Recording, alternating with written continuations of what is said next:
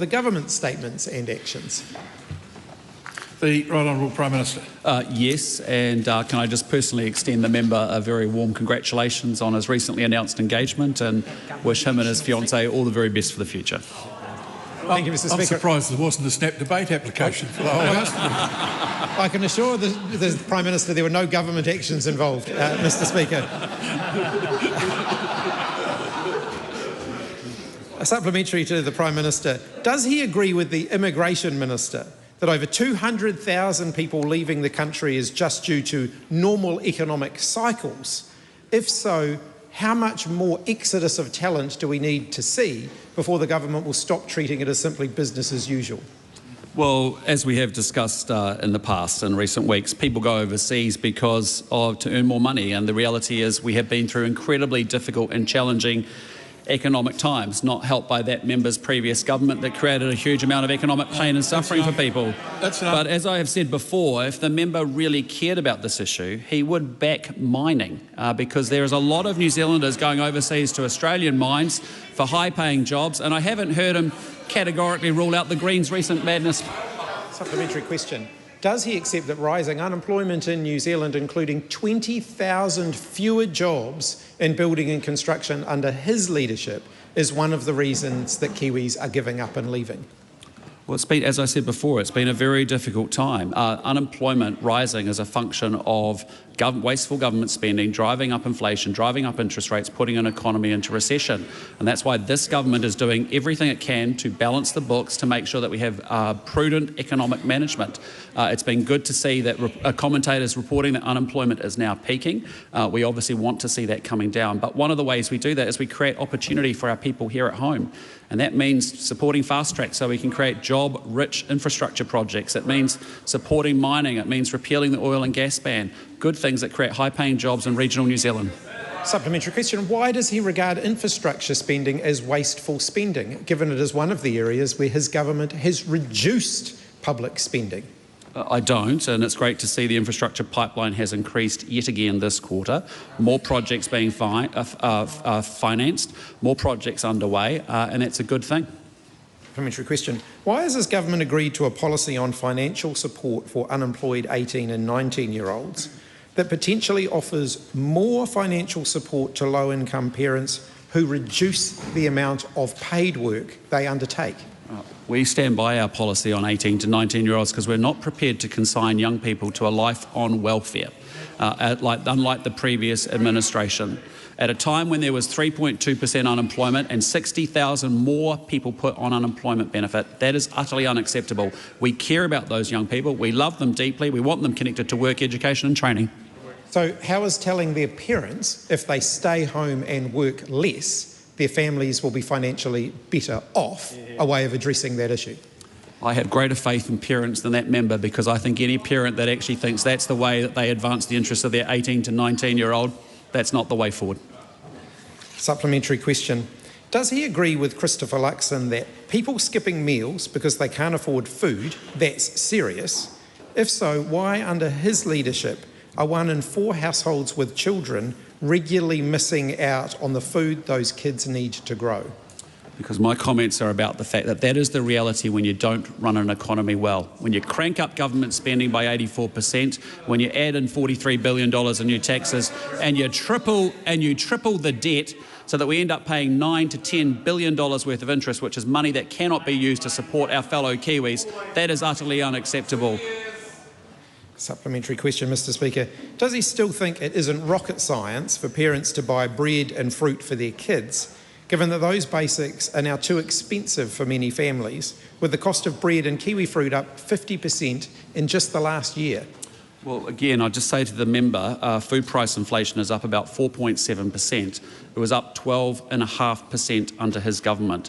There are global prices around dairy, red meat that has been well reported, and coffee that have driven that number, but that is a lot better than 12.5%. Supplementary question, Mr. Speaker. What happened to his promise of a comprehensive plan to rebuild the economy, to end the cost of living crisis, to lift incomes and to give Kiwis a reason to stay, when after 2 years of his leadership, the economy's shrunk, the cost of living's worse than ever, incomes have only stagnated under his watch, and the number of Kiwis giving up and leaving is now at a record high? Well, I'm proud of this government inheriting a 35-year recession, a 35-year low recession that we inherited, and importantly, a long COVID hangover because of the actions of the previous government.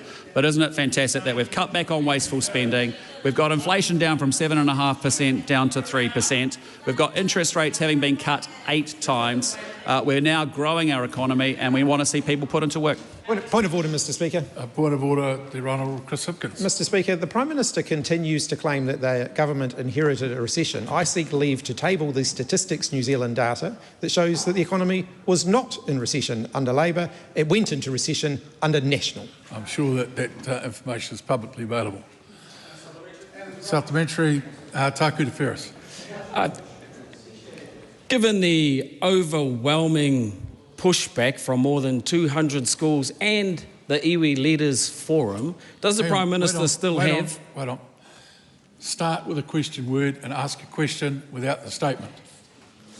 Does the Prime Minister continue to have confidence in his Education Minister, given the significant pushback by schools, more than 200, and the iwi Leaders Forum to retain Te Tiriti o Waitangi in education, legislation and delivery?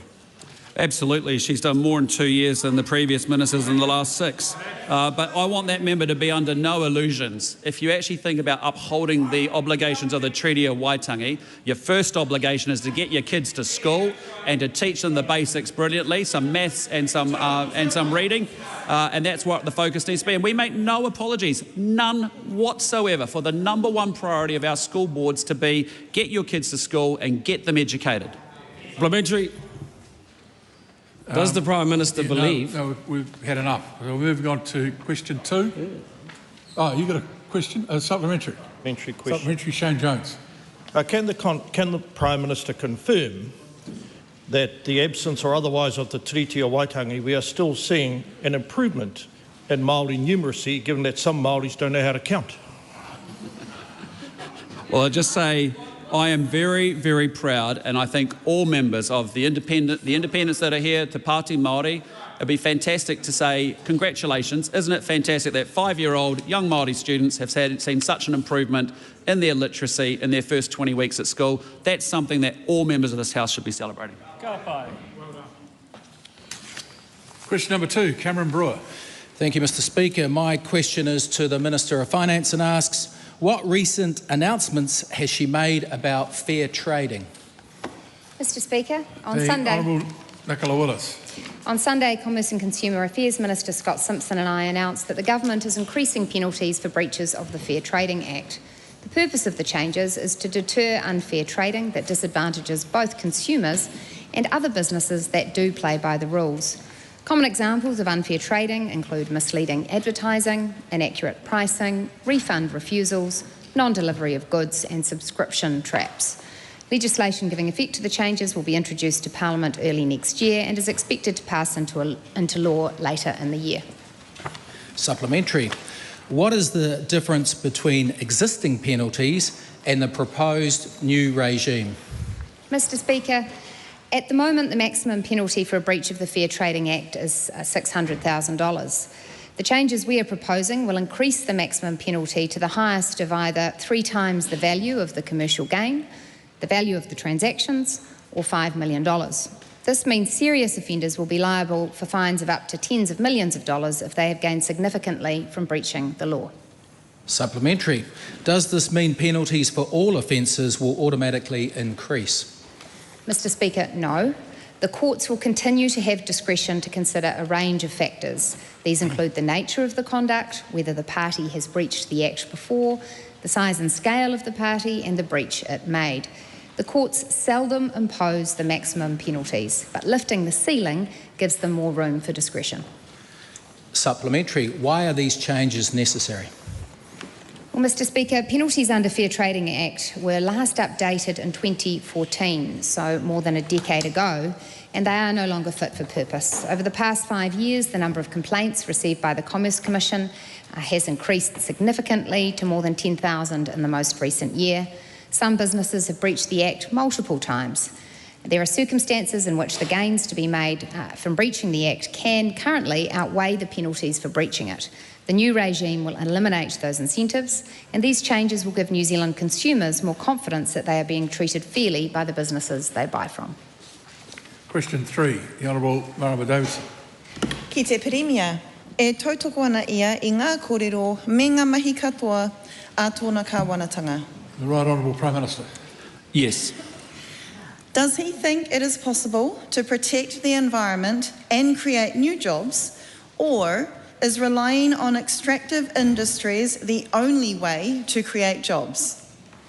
In answer to the first part of the question, yes. How would he respond to concerns that he is leading a government that is willing to risk permanent and irreversible damage to our land, oceans and fresh water through his government's courting of policies of offshore mining?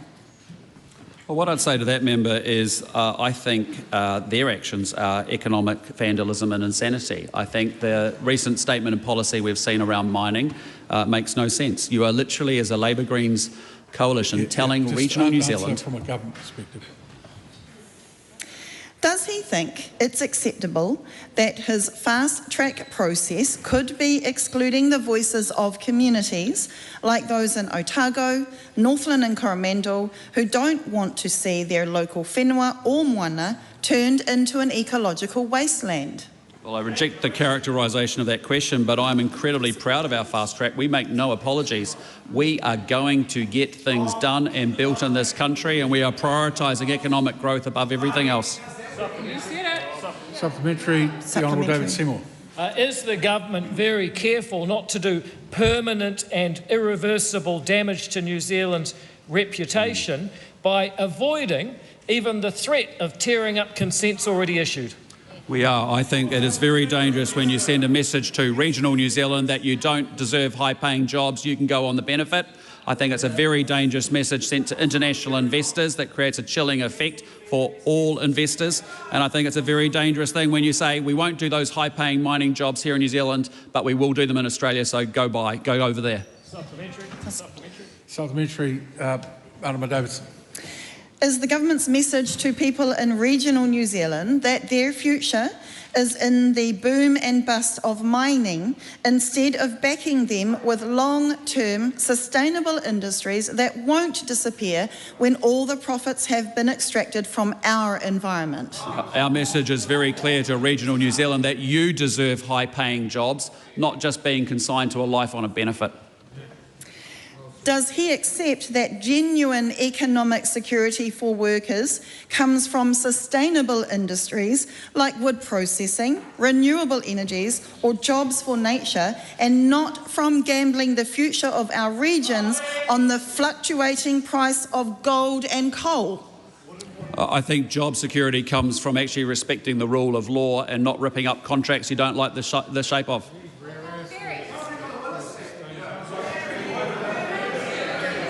The Honourable Shane Jones. To the Prime Minister, No, Mr. just wait till the House shows some respect for people who are about to ask a question. The Honourable Shane Jones. To the Prime Minister. What is his response, given that the message has gone to international investors and domestic that their rights will be expropriated after the next government, heaven forbid that the last member who spoke should be in a cabinet? I think it sends a chilling effect, as we saw with the oil and gas ban. That is what happened. It sounded like a great bumper sticker, but the second and third order implications were not thought through, and as a result, we have a shortage of gas, which we desperately need. And this just sends a chilling effect to investors, all investors, for a country that struggles to attract foreign direct investment.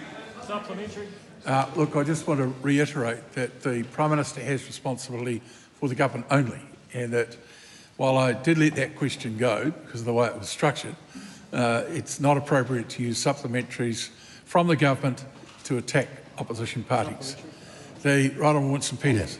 Could I ask the Prime Minister as to whether he finds it ironic that the Nordic countries are world's leading environmentalists, but they believe massively in extraction because you can't get to being one without the other?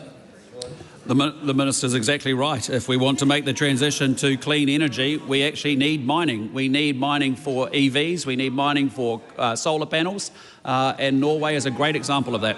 Supplementary. Honourable David Seymour. How important does the government believe confidence, continuity and certainty are for investment, jobs and growth? Absolutely important. It's important, as I said, to respect the rule of law and to ensure that there is certainty, that there is clarity, because these are investors making long-term investments that end up ultimately creating high-paying, high-income jobs for Kiwis, and that's a good thing. Question 4, the Honourable Barbara. Question 4, the Honourable Barbara Emmons. Vinaka Vakalevu, Mr Speaker. To the Minister of Finance, does she stand by all her statements and actions? Mr. The Honourable Speaker, Nicola Willis. in context, yes. Supplementary. What process does she undertake to ensure that ministerial conflicts of interest, perceived or otherwise, are managed appropriately when it comes to joint ministerial funding decisions? Mr. Speaker, the management of conflicts of interest is a matter for the Cabinet Office and the Prime Minister. Supplementary. On what date did Minister Bishop, or the MP for Hutt South, first approach her regarding using Kāinga Ora funding for the Riverlink Bridge project, and in what capacity did he approach her?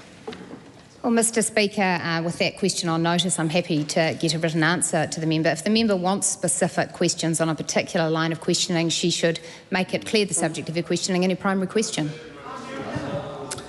Did she, given the ministerial funding decision did not go to Cabinet, seek specific Cabinet Office advice regarding any potential or perceived conflict of interest for Minister Bishop jointly signing off the use of Kāinga Ora funding for the Riverlink Bridge project? If so, what did that advice say? Mr. Speaker, no. I did concur with the advice from Kāinga Ora, who advised that the course of action I agreed to was the right course of action. I'm pleased that our government has actually delivered the funding for the Melling project, which the last government talked about, never funded and never started. Supplementary. Did she seek any advice from Treasury regarding using Kāinga Ora funding for the Riverlink Bridge project, given that the request for funding was dated 12 March and she signed it off on 21 March? Mr. Speaker, I did receive a cover note from my Treasury secondee with their views on the proposal. Supplementary. How can the New Zealand public have confidence in her decision-making, given she sought no Cabinet Office advice, only received a Treasury Private Secretary cover note, the Ministry for Housing, Urban and Development opposed a funding transfer, but she proceeded to sign off funding for the Riverlink Bridge project with Minister Bishop, given his conflict of interest as the MP for Hutt South? Mr. Speaker, there are many statements in that long question which are wrong. In particular, the advice that I received was both from the Ministry for Housing and Urban Development and Kāinga Ora, who provided the full advice on this decision.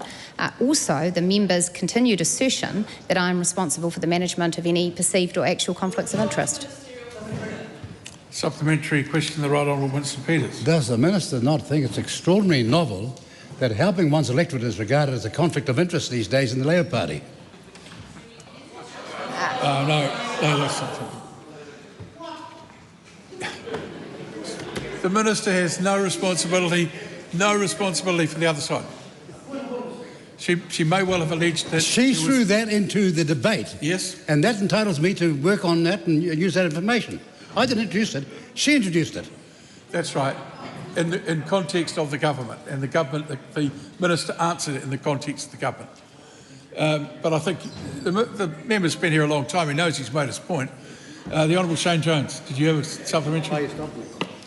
Yeah, point of order, Mr. Speaker. Oh, point of order. It's quite clear in section 390 that the member from the Labour Party is not allowed to throw those epithets. There is no conflict of interest in looking after the constituency who sent you to Parliament. How can that possibly be admitted?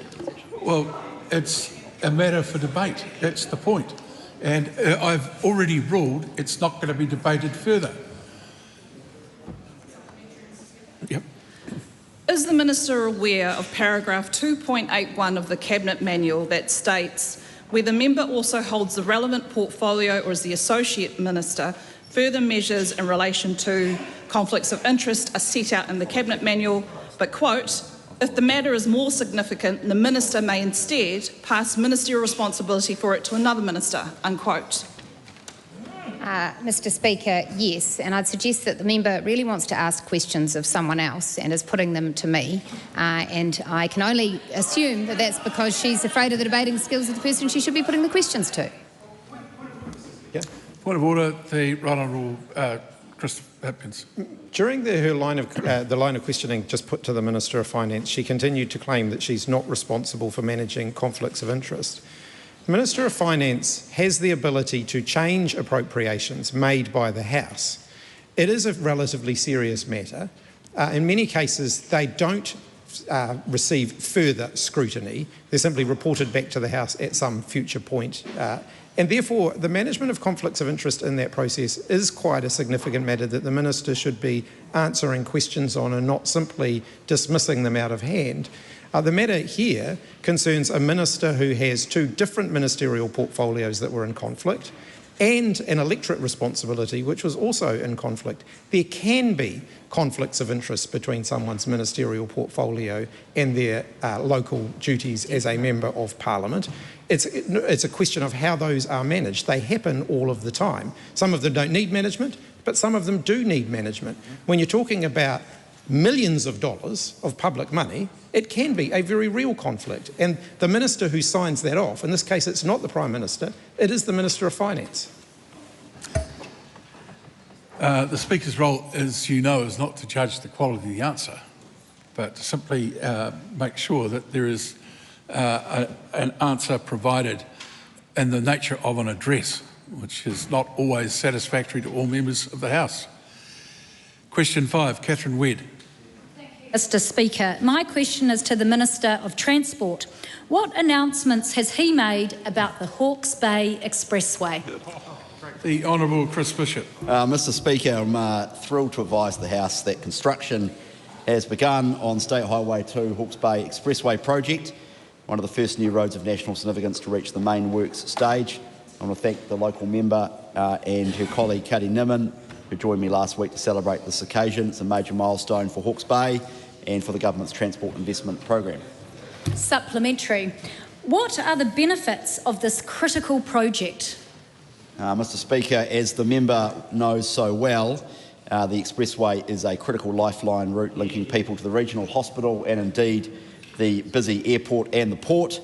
It's a national freight corridor, will deliver average peak time travel improvement of 21% and an average 18% improvement in reliability. It's a very important project for the lovely part of the world that the member hails from. Supplementary. What does the Hawke's Bay Expressway construction corridor include? Mr Speaker, it includes 7 kilometres of 4-laning between Lynx Road, Pakawhai Road and Taradale Road, duplicate 2-lane overpass at Miani Road, duplicate 2-lane overpass at Kennedy Road, a duplicate 2-lane bridge over Tutatakuri River, and a 4-lane grade separated interchange at Lynx Road, Pakawhai Road. I invite the member calling out to go for a cycle or a walk in the Hawke's Bay and maybe just calm down. She will enjoy the experience. That'll do. Supplementary. Just wait. What are the next steps to the delivery of this project? Mr Speaker, initial construction focuses on the section of road between Taradale Road and the Tutatakuri River. 4-lane is expected to be completed in 2028. Work on the new overpass on Miani Road is planned to start in January 2026. The full project will be completed in December 2029. It has a construction budget of between $600 and $700 million, and alongside the investment in the Waikeri Gorge Bridge replacement is over $1 billion worth of infrastructure investment in this wonderful part of the country. Question number 6, Chloe Swarbrick. Ki te Premier, e tōtoko ana ia I ngā kōrero me ngā mahi katoa a tōna kāwanatanga. The Right Honourable Prime Minister. Yes. Is his government committed to contributing to the global effort under the Paris Agreement to limit global average temperature increases to 1.5 degrees? We are doing everything we can to meet our international commitments, but of course our most important one is net zero 2050, and it looks like we're on track to deliver that maybe a little bit early. Are our domestic climate targets, especially with the government's halving of our methane target, sufficient to meet our Paris Agreement nationally determined contributions to keep global warming below 1.5 degrees, or not? Look, the NDC target is tough, but we're going to give it a good go. We're going to prioritise domestic action. The good news is that NDC2 is now aligned with Net Zero 2050. That's a good thing. And of course, this is a government that has actually thought at the science and made a very good decision around methane emissions. Does his plan to untether the emissions trading scheme from our nationally determined contributions under the Paris Agreement mean that the government is conceding that we will not be able to meet our international commitments through domestic action alone? And if so, how many billions of dollars is he budgeting to pay other countries to reduce their emissions? Well, again, linking the ETS to align with our domestic budgets and targets is just a sensible thing to do. It was a domestic policy tool that was created before the Paris Agreement. It's absolutely critical for us to deliver on our Net Zero 2050 goals. With respect to NDC1, I just want to reassure the member, we are not sending billions or jobs overseas. Is the Prime Minister aware that the Ministry for the Environment and Treasury have estimated that our country could be liable for anywhere up to $24 billion to pay other countries to reduce their emissions, which becomes more and more likely with every action that his government undertakes to increase our emissions, such as those policies announced last week? Well, I just want to reassure the member in answer to her questions that there is no way that we will be sending billions of dollars overseas, period. Is the Prime Minister now telling the House and committing the country to not paying offshore mitigation to meet our NDCs under the Paris Agreement? I'm saying NDC is tough. We're going to give it a good go. We're going to prioritise domestic action, as I answered in the first question. Point of order, Mr. Speaker. A point of order, the close forward. My question was specifically about the commitment that this government is making to meet our NDCs and the billions that need to be budgeted to do so. The Prime Minister didn't even address the question. No, your question asked if he was telling the House and then made a statement. He responded to that. Is there another sub? Question 7, Tangi Utakiri. Kia ora, Mr. Speaker. My question is to the Minister of Transport. Does he stand by his statement, quote, "It's part of the government's work to ensure New Zealand has a credible pipeline of high-value infrastructure projects extending into the future and that they're ready to go as funding becomes available," end quote?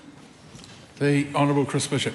Mr. Speaker, yes, the government's committed to building a long-term pipeline of transport infrastructure investments to address our infrastructure deficit and build jobs and growth for Kiwis. How can he stand by that when he used kāinga ora funding to push through a bridge in his own electorate, a project his government had already cut? Mr. Speaker, I reject the characterisation of that. Firstly, the decision was made in relation to that as Minister for Housing, not Minister for Transport. Secondly, the member asserted this morning it was for state housing. The money was not for state housing, even though that's been pointed out to him at least twice by journalists. And the third point is that I have acted in accordance with Cabinet Office advice throughout this. Did anyone advise him that his involvement in the funding transfer could constitute a conflict of interest, and if so, who? I've acted in accordance with Cabinet Office advice throughout this process. Right from the time I became a minister, I have sought and taken and acted in accordance with Cabinet Office advice in relation to local advocacy of projects. The short story here is actually not a complicated one, which is that the council, Hutt Council, asked the government to allow them to swap some money allocated for water infrastructure into another form of infrastructure. It was not dissimilar to a separate request from the Hamilton City Council made a few months previous, in which they sought permission to transfer money that had been allocated to them through the infrastructure in relation to the infrastructure acceleration funding given for a cycleway across the river in Hamilton, and ministers agreed to transfer that money from a cycleway in that instance into wastewater infrastructure in the Hamilton CBD. Supplementary. Supplementary, the Ronald Winston-Peters.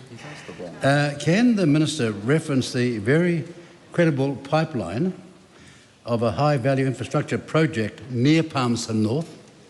And what did Tangi Utakere say about that? Yeah, nothing. Well, he can talk about a high-value pipeline, but he can't reflect on anything a member of the opposition has said. No, I'm talking about the Manawatu Tararoa development. Which everybody's saluting. I think he got it. The Honourable Chris Bishop.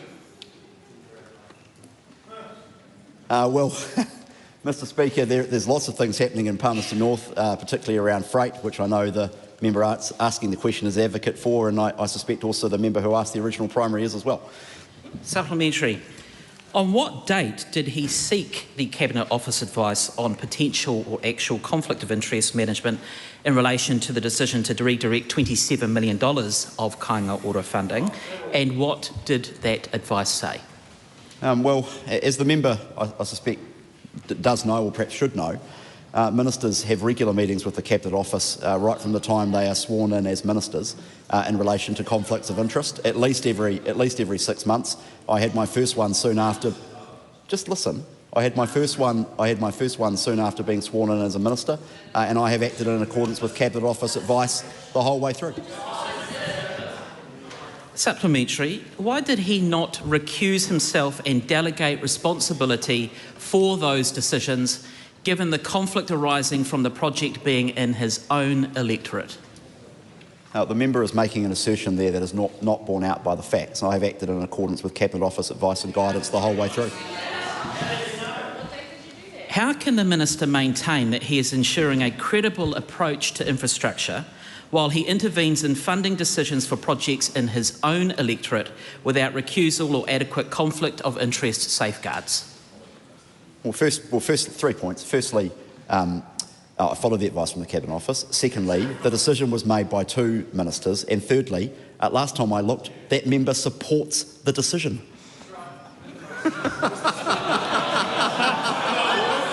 Question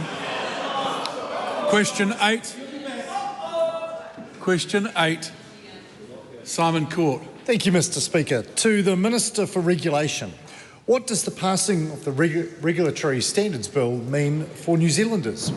The Honourable David Seymour. Mr Speaker... Why so much talk?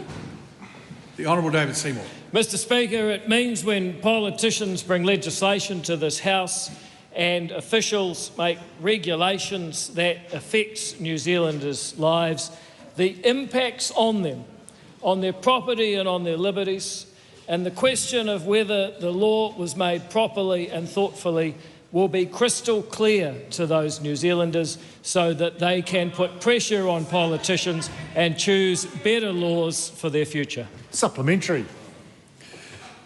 What are the next steps in bringing the Regulatory Standards Bill to life? Mr Speaker, the House passed the Regulatory Standards Act last Thursday. It will come into effect progressively from New Year's Day 2026. There is work to be done creating guidance that the Act provides for so that officials and government departments can make sure that they are properly following its requirements, and there is also a Regulatory Standards Board to appoint who act as a watchdog to ensure the declarations for the public benefit are made properly. Mr Speaker, supplementary. How will the Regulatory Standards Act be helpful to decision makers? Mr Speaker, I'm sure I speak for many people on both sides of the House who have been subject to long, ponderous and ultimately ineffective regulatory impact statements. This will be changed to a large extent with the Act's introduction of consistency accountability statements, which have legislated requirements for what they must contain and no more, so that decision makers and the public can clearly see what the impacts of a government's initiative on the people of New Zealand actually is. Supplementary. How will the Regulatory Standards Act be useful to public servants developing policy? Well, Mr. Speaker, right from the beginning, the public servants will be required to think hard about what the impacts of rules and objectives they pursue on New Zealanders actually are. I was just reading an excellent opinion piece on The Post about an Epsom electorate constituent we'll call Robin, who lost her life savings and her livelihood because of a totally irresponsible piece of legislation that came out of this House. People in New Zealand will enter an era of transparency and accountability where if politicians want to do things like that to people, at the very least, we as a country will be making those decisions eyes wide open thanks to the accountability and transparency brought by the Regulatory Standards Act. Question number 9, Joseph Mooney. Thank you, Mr. Speaker. My question is to the Minister for Tourism and Hospitality. What recent announcements has she made on tourism in New Zealand? Mr. Speaker. The Honourable Louise Upston. Last week we announced the first tranche of the successful recipients of the second round of the Regional Tourism Boost. 4 successful campaigns will attract more international visitors from Australia and Asia to explore, stay and dine in our regions. We also announced that we are investing $2 million to extend the Dunedin Tunnels Trail.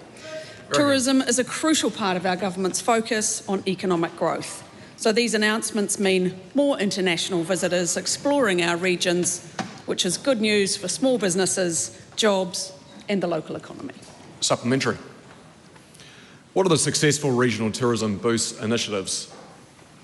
Mr. Speaker, 3 regional tourism organisations will launch 4 campaigns focusing on attracting international visitors between January and March next year. Rotorua New Zealand, along with other North Island RTOs, are partnering with SeaTrip to attract travellers from China, Hong Kong, Japan and South Korea. Rotorua New Zealand, in partnership with 14 North Island RTOs and major airlines, are targeting people travelling from Australia's eastern seaboard. Wellington, New Zealand's classic New Zealand wine trail is promoting wine, food and stargazing to Australian visitors across Wellington, Wairarapa, Hawke's Bay and Marlborough. And lastly, but not least, the Great South's Southern Way will encourage Australians from the Gold Coast to explore the southern and lower South Island. Supplementary. What benefits does she expect to see as a result of these announcements? Mr. Speaker, the benefits of these investments will reach beyond our cities and into our regions. Our Regional Tourism Boost package is part of a bigger plan to create a thriving, resilient economy. There is an appetite for growth in our regions to encourage more international visitors to explore the special experiences New Zealand has to offer outside of our main tourist hotspots. By investing in a Dunedin Tunnels Trail, we will attract more visitors to the Otago region, helping to unlock the region's full tourism potential. More visitors means more income for local businesses, more job opportunities for Kiwis and a stronger economy for all of us. Supplementary. What feedback has she seen on these announcements? Mr. Speaker, Rotorua New Zealand CE Andrew Wilson has said, "We're really grateful to the Minister for making some further money available to run a few more campaigns. 15 regions from the top to the bottom and the breadth of the North Island. We've got a bunch of communities that will really welcome the value that tourism brings to them. There will be more to come. These campaigns are about more than promotion. They're about helping visitors feel welcome, stay longer and explore further. Every time an international visitor comes to New Zealand, spends money at a local shop, restaurant, cafe, it's good for jobs, it's good for our local economies, and that's why we're doing it." Very good. Question number 10, the Honourable Karen McAnulty. Thank you, Mr. Speaker. To the Minister of Housing, what are the total proceeds received from the sale of Kāinga Ora properties under this government? The Honourable Chris Bishop. Mr Speaker, Kāinga Ora advised me that so far in 2025-2026, a total of $99.5 million has been generated through the sale of 297 homes. In the 2024-5 financial year, Kāinga Ora sold 119 homes, generating total proceeds of $53 million. For the period from 27 November 2023 to 1 July 2024, which is the balance of the time this government's been in office, Kāinga Ora has been unable to work out in the available time for this question, as it would require a manual process. From 1 November 2023 through to 1 July 2024, there were 15 house sales. If the member wants the exact balance from the 27th onwards through to 1 July, that'll have to be done through a written question. Apologies. No, all good. Supplementary. Has this or any other funds administered by Kāinga Ora been redirected to purposes other than housing? The Kāinga Ora sales program, as a result of the Kāinga Ora turnaround plan, is focused on selling older properties in high-value areas, with the proceeds going to provide multiple other units in different areas, and that process is managed by Kāinga Ora. Supplementary. How can he justify redirecting funds administered by Kāinga Ora towards building a bridge in his own electorate, a project his government initially declined to fund when the Ministry of Housing and Urban Development advised him not to? Well, this is a wee way away from the primary, but the Infrastructure Acceleration Fund used to be administered by Kāinga Ora. We've now taken it away from Kāinga Ora because we want them to focus on their core business, which is running the social housing portfolio of the government. I think I've dealt with the issue in relation to the City Link Bridge in relation to his colleagues' questions. Point of order, sir. Point of order, the Honourable Kieran McAnulty. In response to questions from Tangi Utakeri, the Honourable Chris Bishop said that this is a matter more related to the housing portfolio, not the transport portfolio. And now that we are asking questions of him in that capacity, he's saying he's already dealt with those questions. It can't have it both ways, sir. No, quite right. You can have another crack. Well, does the member want to repeat the question?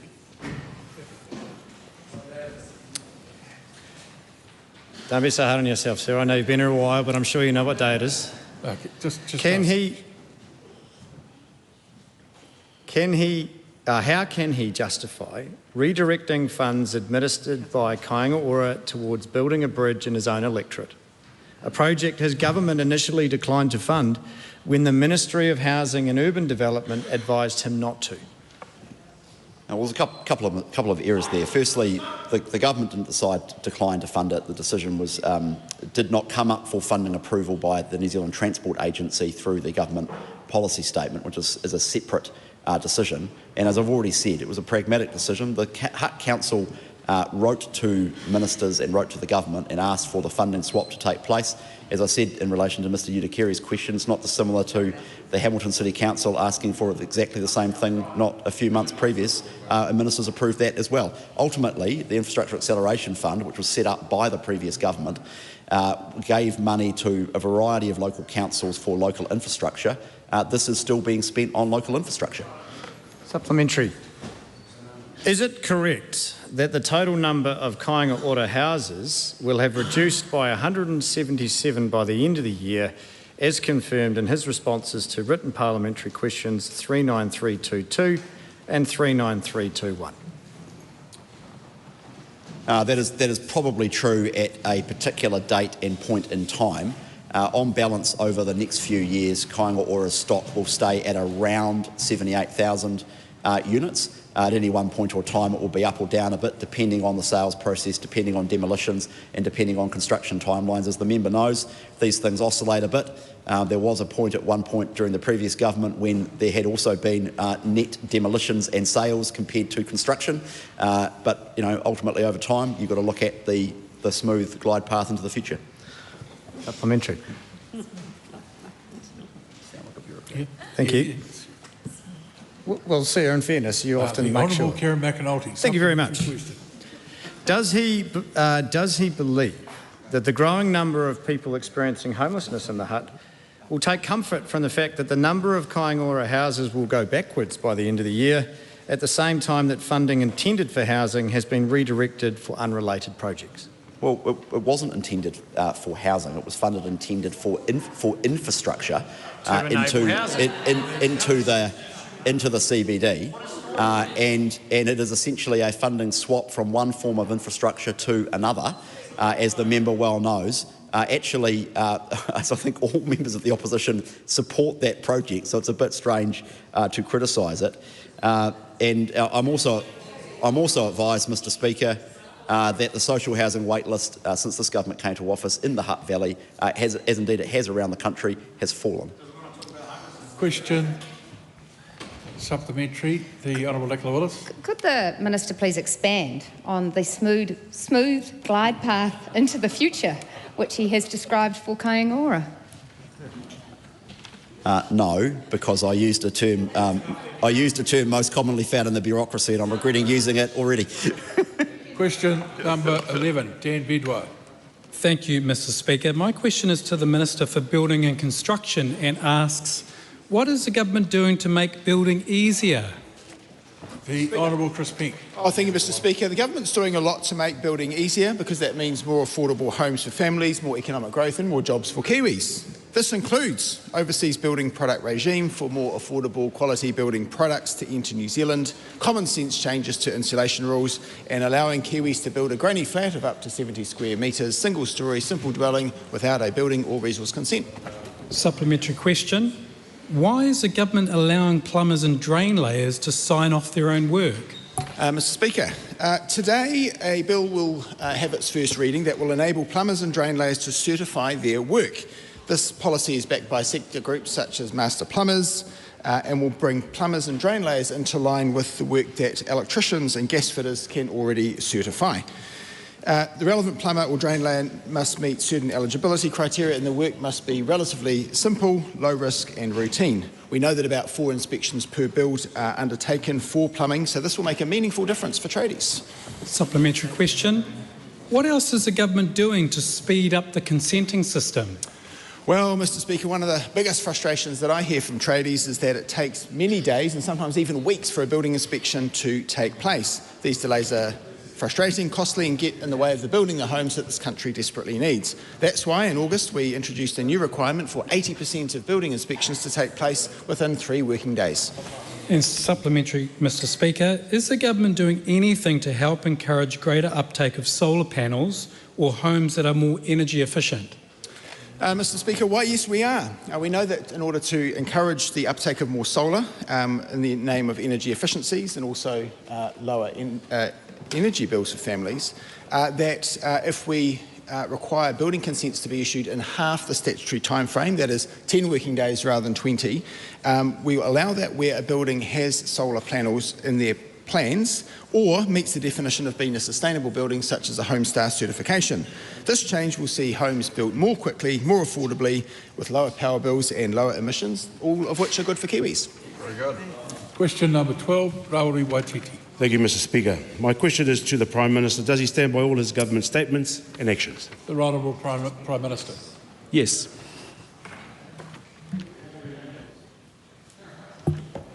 Done? Empty vessel. Does he agree with the McSkimming case involved in abuse of power at the highest level and that this abuse of power was covered up by the New Zealand Police? Well, as I've said, there's been a tremendous breach of trust and integrity, and I've made public comments to that effect. But also, this was appalling, it was shocking, it was utterly unacceptable. I'm proud of the government's rapid response to put in place an Inspector General, the highest mechanism we have, the strongest mechanism we have of oversight. How can he guarantee that the police are not abusing their power in our streets when they are so willing to abuse their power in their office? Because there's 15,000 men and women associated with the police who do an incredible job coming to work each and every day to keep this community safe.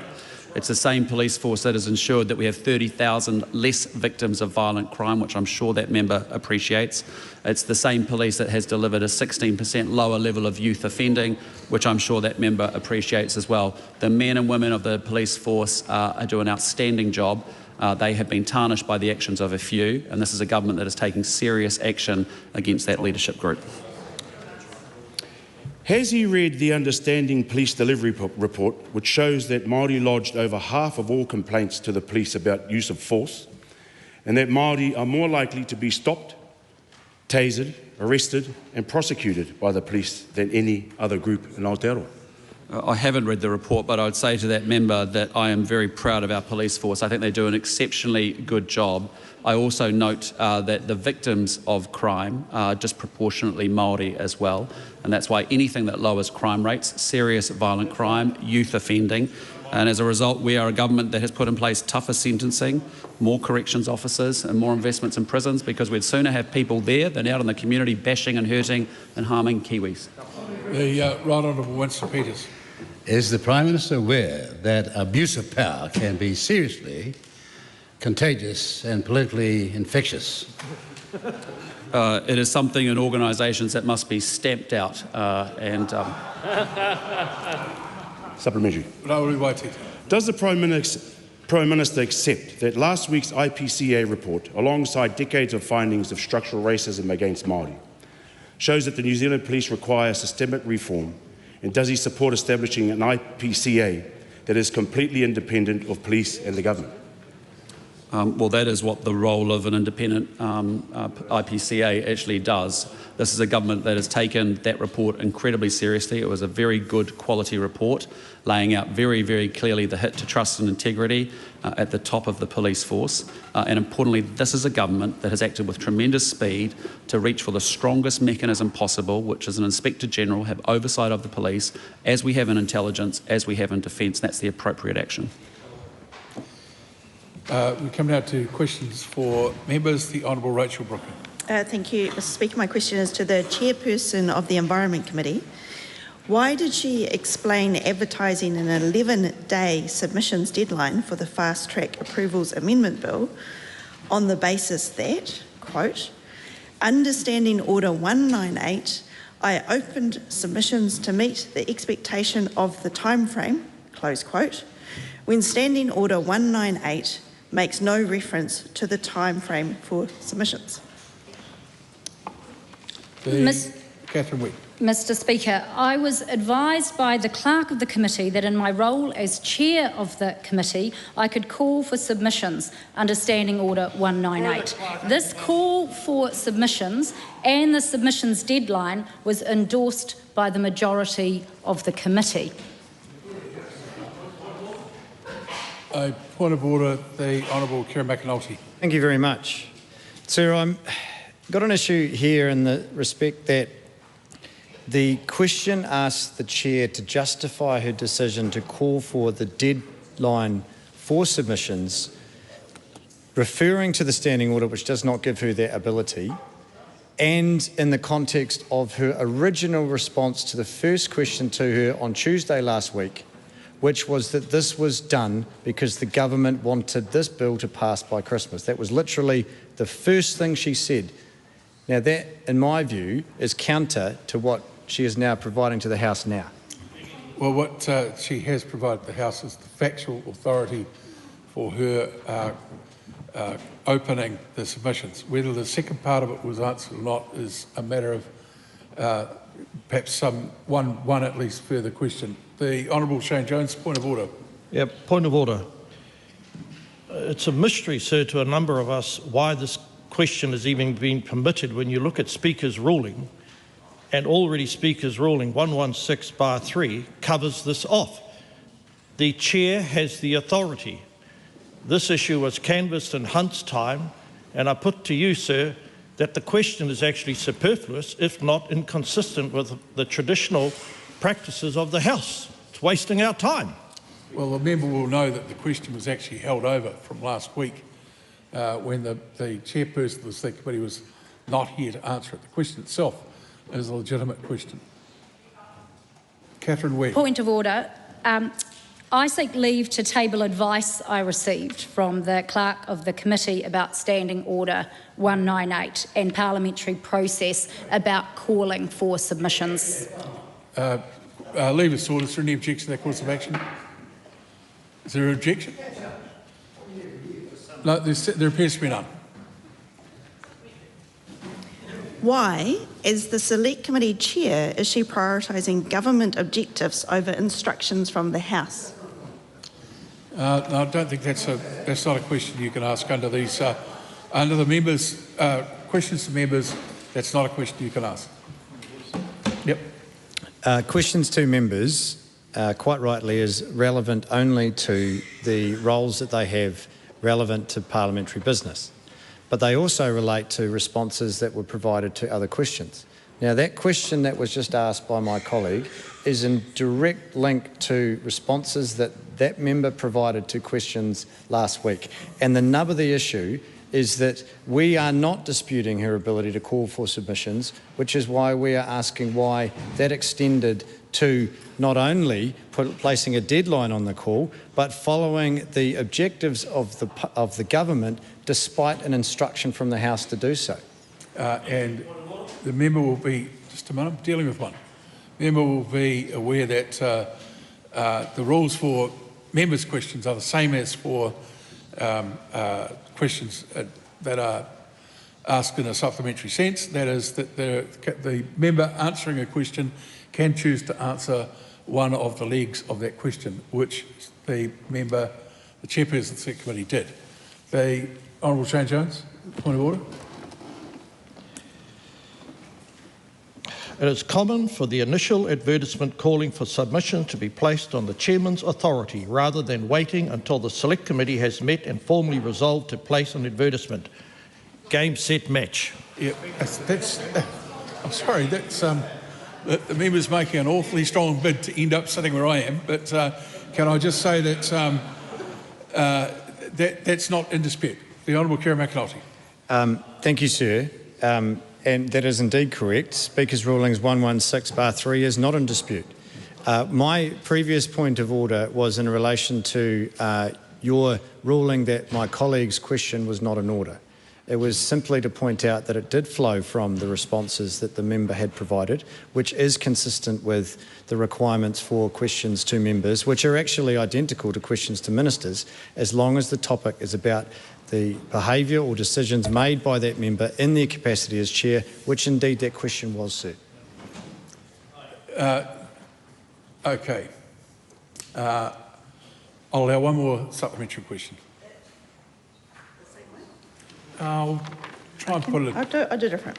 Yeah. Supplementary. How can she defend a decision to indicate an early report back date when Standing Order 198 does not give her that authority? Mr. Speaker, I was advised by the Clerk of the Committee that this course of action was appropriate and in accordance with standing orders. I'm also advised that as the rules of this Parliament stand, there is no required minimum timeframe for submissions. Thank you. That concludes oral questions. Those who need to leave for other business should do so quietly.